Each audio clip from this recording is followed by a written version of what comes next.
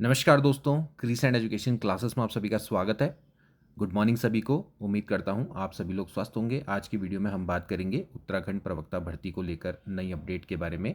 कल यूकेपीएससी प्रवक्ता रसायन शास्त्र का पेपर हुआ, जिसमें 751 अभ्यर्थियों ने प्रवक्ता परीक्षा को छोड़ दिया है। 2100 से अधिक अभ्यर्थी यहाँ पर पंजीकृत थे।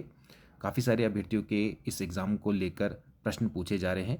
कैसा था प्रवक्ता रसायन शास्त्र के पेपर का लेवल और कितनी जाएगी कट ऑफ, इसके बारे में चर्चा करेंगे। चलिए आज की वीडियो को शुरू करते हैं। दोस्तों, कल यानी कि 23 अगस्त को प्रवक्ता रसायन शास्त्र परीक्षा का आयोजन करवाया गया था यूकेपीएससी के द्वारा, जिसमें 2131 छात्र पंजीकृत थे, जिसमें से 751 अभ्यर्थियों ने प्रवक्ता भर्ती परीक्षा को यहां पर छोड़ दिया है। ये आंकड़ा दोस्तों है हल्द्वानी नगर क्षेत्र का।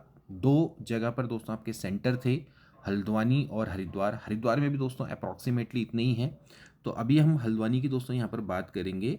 उत्तराखंड लोक सेवा आयोग की विशेष अधीनस्थ शिक्षा प्रवक्ता संवर्ग समूह गौ की रसायन विज्ञान विषय की परीक्षा शनिवार को 2 पालियों में दोस्तों हुई थी, और हल्द्वानी शहर के 4 केंद्रों में 2131 अभ्यर्थियों के लिए प्रशासन ने मजिस्ट्रेट तैनात यहाँ पर किए थे।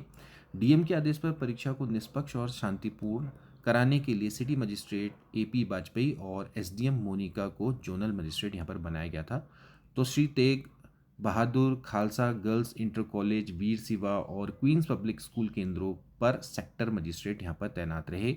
पहली पाली में सुबह 9 से 12 बजे तक और द्वितीय पाली में 2 से 5 बजे तक ये परीक्षा आपकी संपन्न हुई। 2131 अभ्यर्थियों में से 1380 दोस्तों यहाँ पर उपस्थित रहे और 751 अनुपस्थित रहे।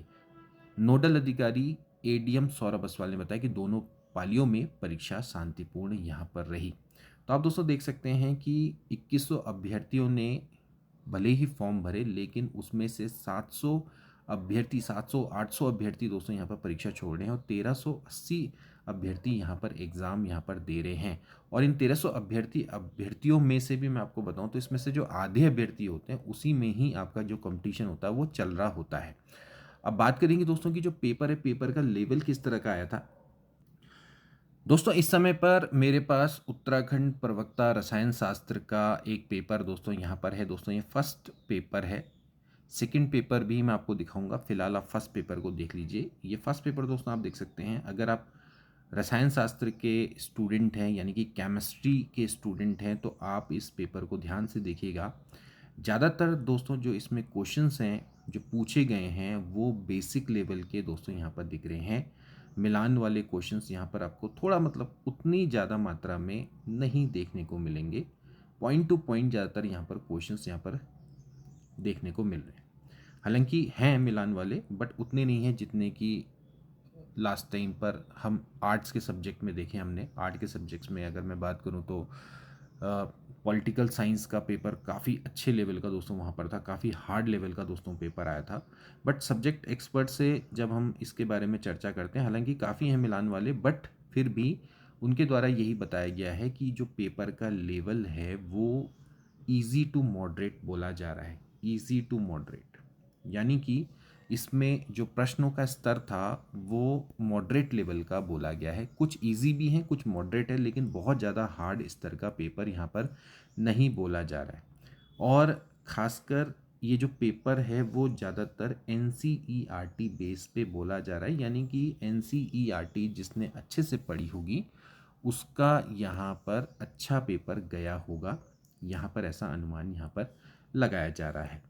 तो अगर आपने एनसीईआरटी से बहुत अच्छे से पढ़ा तो देखिए एनसीईआरटी कितनी महत्वपूर्ण हो जाती है। काफ़ी सारे जो बच्चे होते हैं जिनको कि अभी पता नहीं होता कि तैयारी कैसे करनी होती है, तो वो सीधे एनसीईआरटी को स्किप करके हायर लेवल की बुक्स को पढ़ना स्टार्ट कर देते हैं। तो देखिए किसी भी पेपर में, चाहे वो कोई भी पेपर हो, चाहे वो हार्ड पेपर हो चाहे इजी पेपर हो, आपको हमेशा से एनसीईआरटी की जो बुक्स हैं उनको हमेशा पढ़ना होता है, चाहे पेपर एनसीईआरटी पर बेस्ड हो चाहे ना हो। देखिए ऐसा कभी नहीं हो सकता है कि एनसीईआरटी पर कोई पेपर बेस्ड ना हो।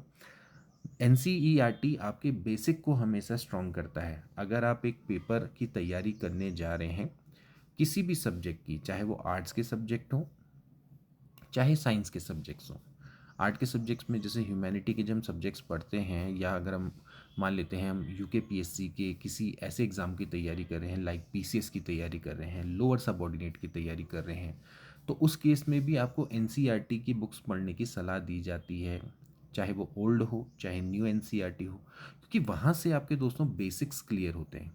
और जब आपके बेसिक्स क्लियर होते हैं तभी जाके दोस्तों आप हायर लेवल पर जा पाते हो। जब आप एक सीढ़ी चढ़ते हो तो आप क्या करते हो, पहले नीचे का स्टेप चढ़ते हो ना, या सीधे सीधे ऊपर स्टेप पे पहुंच जाते हो। तो ऊपर के स्टेप पे पहुंचने के लिए आपको नीचे के जो स्टेप्स हैं उनको पार करना बहुत ज़रूरी है।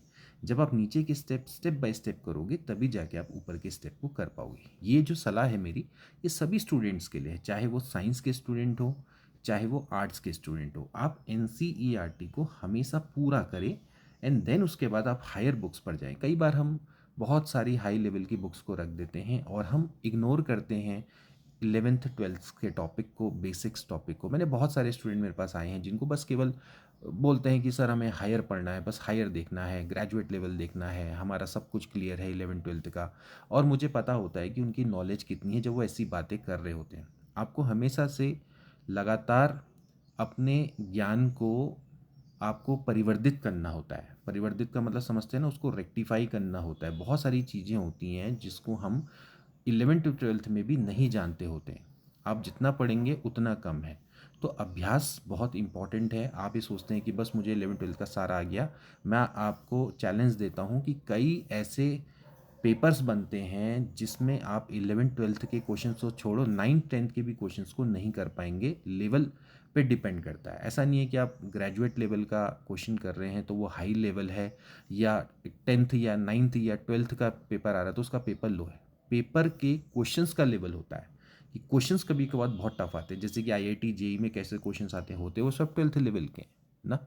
लेकिन ग्रेजुएट में भी कई बार क्वेश्चंस आते हैं लेकिन वो आसान होते हैं, उसको आईआईटी वाले क्वेश्चंस से कंपेयर नहीं कर सकते। तो हमेशा ध्यान रखना है कि आप हमेशा कक्षा के स्तर से पेपर के लेवल को डिसाइड ना करें, हमेशा एनसीईआरटी को प्रेफरेंस दें। एनसीईआरटी बेसिक आपका बनाएगा और बेसिक से ही आप आगे बढ़ेंगे।